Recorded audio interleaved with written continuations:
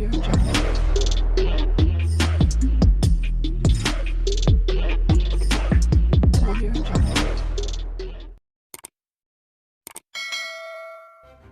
kasih kerana memilih channel ini. Sebelum kita mulakan video ini, sila pertimbangkan untuk menekan butang like, share dan subscribe dan aktifkan butang lonceng anda agar anda sentiasa mendapat info-info percuma pada setiap hari dari channel kami. Dan tinggalkan komen anda kerana komen anda amatlah dihargai. Terima kasih. Tun Dr. Mahathir Mohamad hari ini menjawab 4 persoalan yang dibangkitkan bekas Peguam Negara AG Tan Sri Mohamed Afandi Ali terhadapnya. 4 persoalan itu ialah berkaitan tuntutan kes Batu Putih, arahan supaya bekas AG Tommy Thomas menjawab surat tuntutan Sulu ke Tas Sabah, kes pemecatan tidak sah Afandi, dan anak-anak yang menjadi jutawan. Bagi persoalan pertama dibangkitkan Afandi kepadanya, Dr. Mahathir, iaitu kenapa tuntutan kes Batu Putih di ICJ ditarik balik pada Mei 2018, 2 minggu sebelum tarik bicara di The Hague. Masa itu, Kabinet belum lagi wujud dan penarikan tuntutan itu dibuat tanpa sebarang rujukan keputusan Kabinet.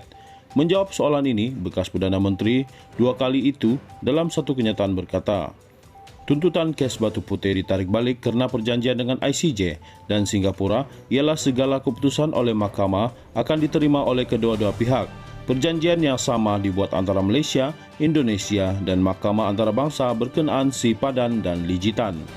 Jika Malaysia tidak menepati dengan syarat Mahkamah Antarabangsa bahawa keputusan mesti diterima oleh kedua-dua pihak, Malaysia dan Singapura, Indonesia juga boleh membuat tuntutan untuk tidak menepati perjanjian yang sama berkenaan Pulau Sipadan dan Lijitan. Janji antarabangsa oleh sebuah negara berdaulat hendaklah ditunaikan sebagai amanah. Jika tidak, Malaysia tidak akan dipercayai akan tunai perjanjian dengan negara lain. Malaysia akan hilang kredibiliti. Lagipun Malaysia mendapat Middle Rock yang telah ditebus guna sehingga menjadi pulau besar seperti yang diperbuat dengan pulau layang-layang. Kesalahan bermula dengan pegawai kerajaan Johor menyatakan kepada British bahawa Pulau Batu Putih bukan milik Johor dan fakta baru jika ada sepatutnya dikemukakan kepada Mahkamah Antarabangsa semasa membuat representasi bahawa Pulau Batu Putih adalah hak Malaysia. Bagi soalan kedua, iaitu kenapa AG pada zaman Dr. Mahathir iaitu Tommy Thomas telah diarah untuk menjawab surat tuntutan ke Tas Sabah oleh pewaris Kesultanan Sulu, yang mana surat bertarikh 19 September 2019 itu telah menjadi asas tuntutan mereka di Spanyol dan dikuatkuasakan di Perancis. Dr. Mahathir menjawab, tuntutan oleh pewaris Kesultanan Sabah dibuat apabila Malaysia memberhenti bayaran tiap-tiap tahun, kononnya kerana serangan orang Sulu ke atas Lahad Datu. Semasa bayaran diteruskan mengikut perjanjian, tidak ada masalah dengan pewaris.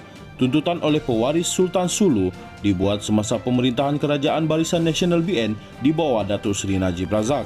Kerajaan BN tidak bertindak untuk menolak jurisdiction kuasa undangan Mahkamah Spanyol atau membayar balik bayaran yang telah dihentikan. Tidak ada bukti bahawa tindakan Najib telah dipersetujui oleh AG pada masa itu atau Kabinet. Najib bertindak tanpa mengikut proses pentadbiran. Soalan ketiga ialah mengapa kerajaan Malaysia telah membuat penyelesaian secara persetujuan ke atas kes pemecatan yang tidak sah terhadap diri saya sebagai AG. Ini adalah suatu pengakuan bahawa tindak tanduk Mahathir secara arbitrari adalah salah dari segi tata cara atau perundangan. Dr. Mahathir berkata, pemecatan Afandi disebabkan ianya memutus bahawa Najib tidak membuat apa-apa kesalahan berkenaan pengurusan 1MDB, sedangkan seluruh dunia ketahui dan Department of Justice Amerika Syarikat menyatakan secara terbuka bahawa terdapat pencurian wang 1MDB oleh MO1 iaitu Najib. Apabila AG baru Tommy Thomas dilantik, ia mendapati ada kesalahan yang dilakukan oleh Najib. Dengan itu, Najib didakwa di Mahkamah Tinggi Malaysia. Setelah perbicaraan di mana Najib diberi peluang pertahankan dirinya selama lebih 1 tahun, Mahkamah menghukum bahawa Najib bersalah dalam 7 kes dan dikenakan denda 210 juta ringgit dan penjara 12 tahun. Setelah rayuan dibuat dengan Mahkamah Rayuan, keputusan Mahkamah Tinggi didakwa benar dan sah. Semua ini menunjukkan bahawa Afandi cuai atau sengaja mendakwa tidak ada apa-apa kesalahan yang dilakukan oleh Najib supaya kesnya tidak dihadapkan ke mahkamah, dan perbuatan Afandi menunjukkan bahawa ia tidak memegang kepada rule of law, ia tidak sesuai menjadi AG. Memang pun kerajaan berhak untuk menamatkan pegawai yang membuat keputusan yang jelas salah. Ramai sudah pegawai yang membuat salah dilucut daripada jawatannya. Soalan keempat ialah Dalam dunia ini mana lagi ada seorang Perdana Menteri yang mana anak-anak mereka menjadi Perdana Menteri. Dr. Mahathir menjawab, sila beri bukti yang anak-anak saya menjadi jutawan semasa saya menjawat jawatan Perdana Menteri. Sebenarnya anak-anak saya tidak pun dibenar berniaga dengan kerajaan atau menyertai parti kerajaan. Jika ada anak yang menjadi jutawan, sila beri bukti akan tarik gelaran ini diberi kepada mereka serta bukti kejutaan mereka, dan jika tidak ada bukti saya anggap pernyataan ini adalah fitnah dan saya berhak bertindak mengikut undang-undang.